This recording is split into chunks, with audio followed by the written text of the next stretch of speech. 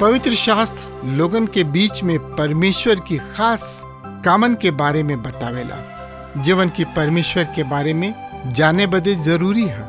TWR द्वारा प्रस्तुत कार्यक्रम जिंदगी की राह का यह उद्देश्य है कि आप सबन के परमेश्वर के मार्ग में आगे बढ़े में मदद करे और जिंदगी का मार्गदर्शन करे। कृपा करके देखी सुनी ताकि परमेश्वर आपकी जिंदगी का मार्गदर्शक ठहरे। प्रिय श्रोता, अध्याय 8 गिदोन के बारे में जानकारी के जारी रखता।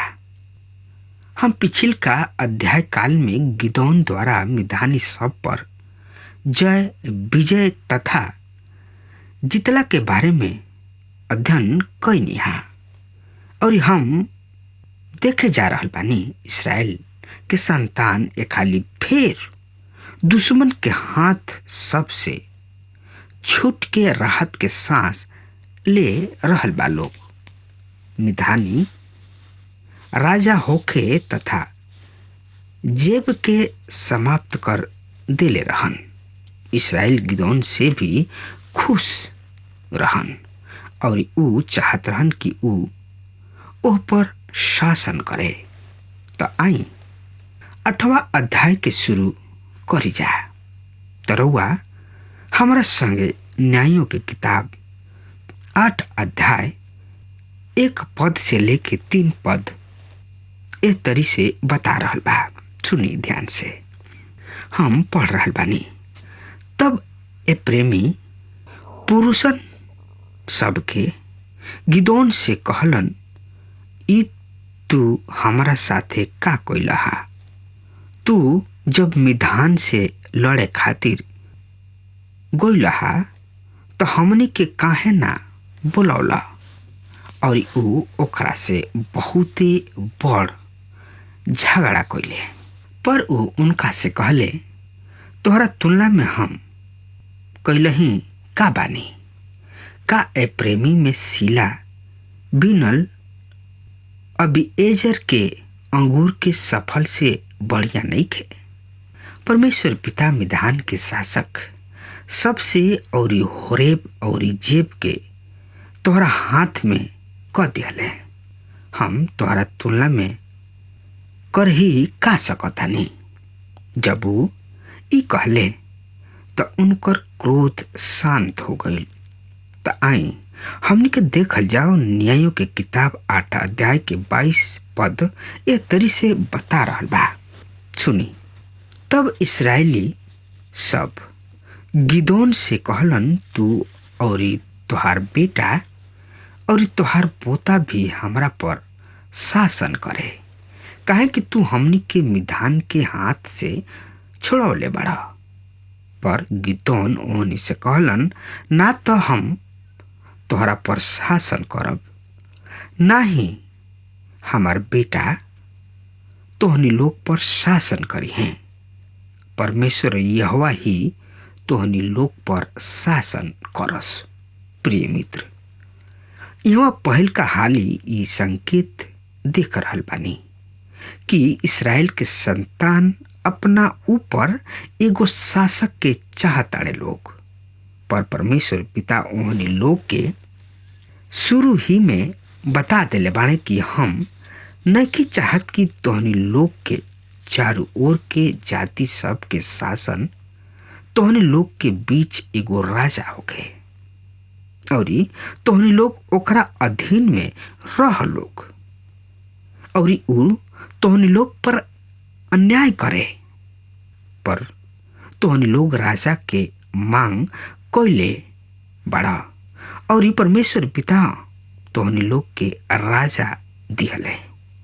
और परमेश्वर पिता सामूल से जौन की अंतिम न्यायी और पहला नबी रहन, ओकरा से कहले कि ऊ राजा के अभिलेखा करी हैं।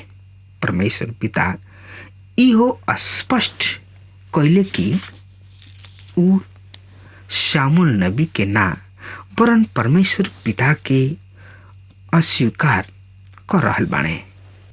अपना प्रजा पर परमेश्वर पिता खुद ही राज करे चाहताणे। प्रिय मित्र, परमेश्वर पिता गिदोन के अद्भुत और आश्चर्यजनक रूप से प्रयोग कैले, पर इस्राएली सब उनका के अपन राजा बनावे चाहत रहे लोग। न केवल राजा बनावे चाहत रहे लोग, उन लोग के बेटा और बेटा के लइका फैका भी इस्राएल के राजा माने से स्वीकार कर रहल बाड़े लोग। एकरा के दूसरा शब्द में कहल जा सकता, इस्राएल केवल उनका के ही ना, बल्कि ओहनी लोग के बेटा के भी लइका के अपन राजा बनावे चाहता लोग। यही तरी परमेश्वर पिता के बनावल योजना के भंग करे चाहता लोग। पर ध्यान रहे, गिदोनी लोग के का जवाब दे रहल बाड़े। तरुआ हमरा साथे न्यायों के किताब 8 अध्याय के 23 पद इस तरी से बता रहल बा, सुनी। पर गिदोन ओहनी लोग से कहलन, ना तो हम तोहनी लोग पर शासन करब, ना ही हमार संतान सब तोहनी लोग पर शासन करी हैं, पर तोहनी लोग पर परमेश्वर यहोवा ही शासन करस। प्रिय मित्र, गिदोन वास्तविकता के जानत रहन। उनका मालूम तथा ज्ञान रहे कि मिधानी सब पर विजय परमेश्वर पिता के आक्रमण द्वारा प्राप्त भइल बा।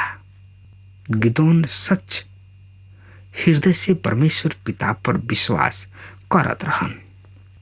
नया नियम में इब्रानी के पत्री के लिखे वाला 11वां अध्याय में जौन की विश्वास के अध्याय से प्रसिद्ध बा, गिदोन विश्वास के योद्धा के रूप में बतावल गइल बा। तो एकरा बारे में जानकारी खातिर वह हमारा साथे इब्रानी के पत्री 11 अध्याय के 32 से 34 पद इस तरी से बखान कर रहल बा। एकरा से ज्यादा और का कही, काहे कि समय नइखे कि हम गिदोन, बाराक, समसोन, इब्तह, दाऊद, सामुएल और नबी सब के बखान करी। पर ई लोग विश्वास के द्वारा ही राज जीतले और धार्मिकता के कार्य कैले, प्रतिज्ञा कैल चीज प्राप्त कैले और सिंह सब के मुंह बंद कर दिले और एहन लोग आगे के लपट के शांत कैले और तलवार के धार से बच निकलले और कमजोरी में मजबूत कैल गइले और युद्ध में वीरता देखौले और विदेशी सेना के मार गिरौले तथा मार भगौले। प्रिय श्रोता, लेखक बतावताणे कि गिदोनी एगो साधारण आदमी रहन, पर परमेश्वर पिता एगो महान सेवा खातिर खड़ा कैले। एकरा में हमरा एगो सीख तथा शिक्षा मिलता कि कौनो भी औरत या पुरुष जेकरा के परमेश्वर पिता उपयोग करताणे, ओकरा परमेश्वर के सत्य के अनुसार प्रयोग होखे के बा। और हम देखनी हा कि परमेश्वर पिता कमजोर निर्बुद्धि के चुनताणे। तो एकरा बारे में और ज्यादा जानकारी खातिर वह हमरा संगे न्यायों के किताब 8 अध्याय के 29 पद से लेके 32 पद इस तरी से बता रहल बा, सुनी। फिर योआस के बेटा यरूबाल अपना घरे जाके वहाँ में रहे लगले। गिदोन के तो वेद बेटा 70 रहन, काहे कि उनकर बहुते मेहरारू रही सा और ओकर रखेल तथा रखनी जवन की सकेम रहत रहे, ओकरो से एगो बेटा पैदा भइल और ओकर नाम अबीमेलेक रखल गइल। फिर योआस के बेटा गिदोन परे बुढ़ापा में मुँह गइल और एबी एजरिया के ओपरा में ओकरा बाबू योआस कब्र में उनका के दफनावल गइल। प्रिय श्रोता, यहाँ हम पढ़निहा गिदोन के बहुते मेहरारू रही सा और बहुते रखनी ढकनी रही सा और उनकर कुल बेटा 71 रहन लोग। ये एगो उनका जिंदगी पर काला धाबा रहे। रउआ कहब कि ऐसा आदमी के परमेश्वर पिता काहे प्रयोग कइलन, पर हमने के ध्यान रखे के चाहिए कि ई कार्य उ युद्ध में जीते के खातिर कइले, काहे कि उ इसराइल के बीच हीरो तो बन ही चुकलन।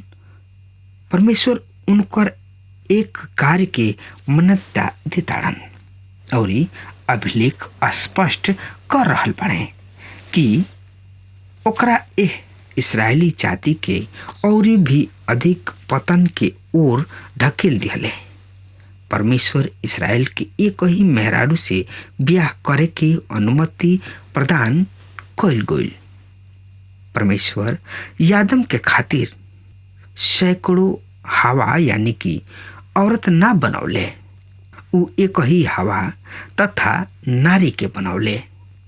बहुपत्नी या बहुते औरत के राखल हरदम दुख के कारण होला। प्रभु के दास मूसा, इब्राहिम, याकूब, दाऊद, सुलेमान एकर जीवित उदाहरण बा, एकर जीवित प्रमाण बा। यही तरी गिदोन के बहुते मेहरारू रही सा। एकरा के दूसरा शब्द में कहल जाए कि गिदोन बहुते मेहरारू के रखल इसराइल खातिर भयानक दुख के कारण बन गई। तो एकरा बारे में जानकारी खातिर वह हमरा संगे न्यायों के किताब 8 अध्याय के 23 पद से लेके 35 पद तक यह तरी से लिखल बा। और ऐसन भइल कि गिदोन के मरते ही इसराइल बेसिया के भांति बाल देवता सबके पीछे हो लिहल और उ बाल बारित के अपन देवता मान लिहले। ए तरी इसराइली सब यहोवा अपना परमेश्वर के याद ना कइले, जकरा के उ चारू ओर के सब दुश्मन सबके हाथ से छड़ौले रहन। और ना ही उ यरूबाल और गिदोन के ओह सब भलाई के अनुसार उनका परिवार के साथ भलाई देखौले जौन कि उ इसराइली सब के साथे कइले रहन। प्रिय श्रोता, हम देख रहल बानी कि गिदोन के मुआला के बाद इसराइल प्रजा में गड़बड़ी फैल गई। यह इसराइल के सबसे दुख भरल कथा है।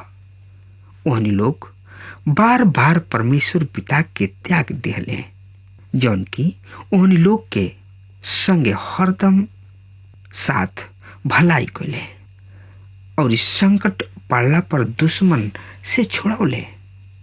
आज ऐसन बहुत लोग बाणे जौन कि एह तरीके अपना जिंदगी के चक्र चला रहल बाणे। जब उनके सफल संपन्न होले लोग निरोग होले और अपना जिंदगी में सफल होले लोग तो परमेश्वर के त्याग के सांसारिकता में अपन जिंदगी बितावे लागले लोग और उ खुद संकट में पड़ जाले। तब लोग परमेश्वर के आगे रोवेलन, गिड़गिड़ाले। तब परमेश्वर उन्हें लोग पर तरस खाले और संभालेलन। पर संभल गोला के बाद फिर परमेश्वर के विरुद्ध होके शैतान के सेवा और उपासना करे शुरू कर देले। प्रिय श्रोता, परमेश्वर पिता ना चाहेलन कि हमार आत्मिक जिंदगी एह तरीके होके, एकरा से कोनो तरीके लाभ और उन्नति ना होई। प्रिय मित्र, आई अब एक नजर न्यायों की किताब 9 अध्याय पर विचार करी जा। ये अध्याय के मुख्य विषय है इसराइल के 5वां हाली धर्म त्याग कइल और अबीमेलेक गृह युद्ध खातिर जिम्मेवारी।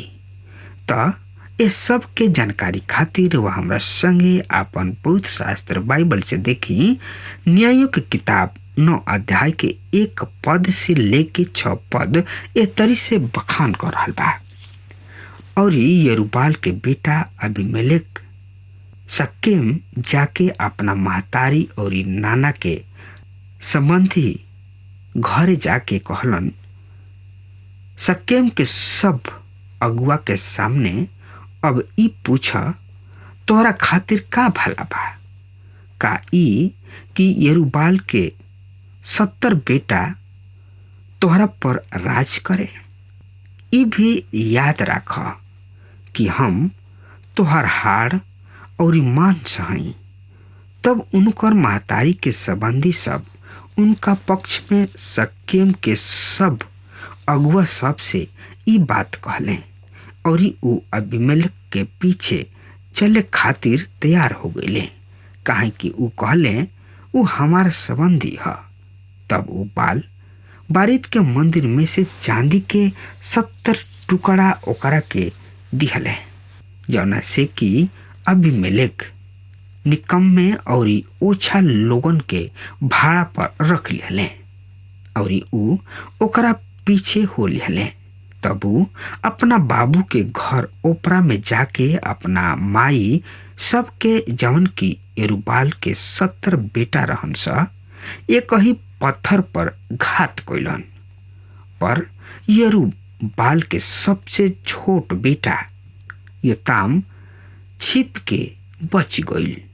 तब शकेम के सब आदमी और बेत मिलो के लोग इकट्ठा हो गइलन लोग और शकेम बांझ भेड़ के खंभा के पास अबीमेलेक के राजा बनौले। प्रिय श्रोता, रउआ खुद देख सकतानी कि रखनी के बेटा कैसन दुष्ट और क्रूर रहुए। एकरा से रउआ देशवासी सब के प्रति का आशा रखतानी। मित्र, जब कोनो अच्छा भला शासक आवेलन तो लोग कहलन कि एकरा के परमेश्वर भेजले बाड़न। दुष्ट शासक के बारे में राउर का विचार बा, खुद रउआ सोच सकतानी। प्रिय मित्र, परमेश्वर ओकरो के सिंहासन पर बैठे के अनुमति देले। का रउआ एकर कारण जानतानी? काहे कि ई सिद्धांत है कि जैसे लोग वैसे ही पुरोहित। एकर अर्थ प्रजा अपना योग्यता अनुसार शासक प्राप्त करेलन। प्रिय श्रोता, जैसे प्रजा वैसे ही शासक अधिकारी मिलेला। इस्राएल प्रजा चाहत रहे कि ई नौजवान अबीमेलेक ओ पर शासन करे। ध्यान दी, अबीमेलेक के परमेश्वर ना वरन प्रजा अपन न्याय ठहरावले रहे लोग। इस्राएल अपना योग्यता के अनुसार शासक प्राप्त कइले। आज भी हमने के अपना चारों ओर यही सिद्धांत के लागू होता। प्रिय श्रोता, का ये हमनी में से बहुत ही लोगन के चित्र ना हो? प्रिय श्रोता, अब हमार समय खत्म हो रहा बा। तब तक खातिर रउआ हमरा के आज्ञा देही। परमेश्वर रउआ के बहुत ही आशीष देस। आमीन। हमके विश्वास बा कि ई कार्यक्रम आप सब खातिर फायदेमंद सिद्ध भइल हुई। हम चाहतनी कि आप सब अपन अपन आशीष हमरों से बांटी।